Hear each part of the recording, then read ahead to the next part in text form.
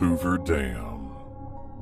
All the way back at the turn of the 20th century, engineers believed that the Black Canyon and nearby Boulder Canyon had some serious potential to support a dam that could produce hydroelectric power, and the Colorado River was the ideal water source.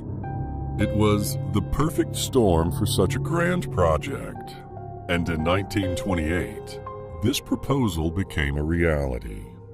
By 1936, the Hoover Dam was completed in its entirety, an impressive 2 years ahead of schedule.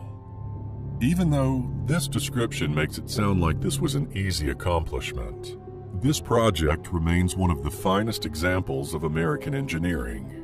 There are numerous interesting stories that surround the Hoover Dam, but perhaps the most interesting stories are related to construction workers. Even after 80 years, stubborn myths still cling to the colossal construction effort that built Hoover Dam. Despite what you may have heard, no workers are entombed in the concrete structure. The official death toll from industrial accidents during construction of the Hoover Dam is 96, but historians agree that the actual figure almost certainly is higher.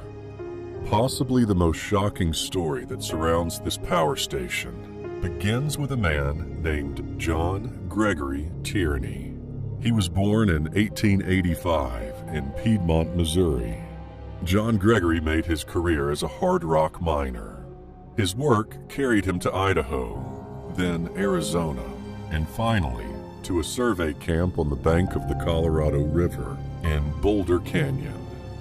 This unfortunate man drowned on December 20th, 1922, while looking for an ideal spot for the dam. It took almost 2 weeks for news of his death to reach Las Vegas from the remote work site. Newspapers offered differing accounts of what happened, but the endings were the same.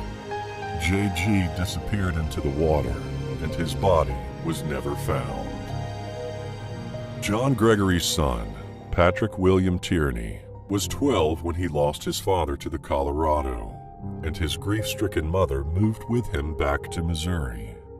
They settled in the Springfield area, where Patrick went to high school and met his future wife. Not long after Patrick and his wife welcomed their son in 1931, the young family headed west in search of work in the deepening Depression.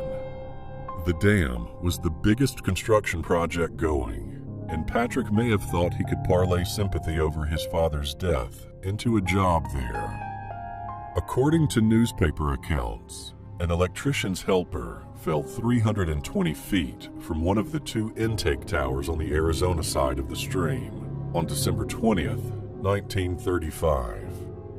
This was the last death on the project's official fatality list. What's shocking is that this electrician's helper was Patrick Tierney. His father's death was the first death caused by this massive construction project, and Patrick's death was the very last death before the dam started to work. This incredible story is still being told by tour guides to those who decide to visit this magnificent power plant.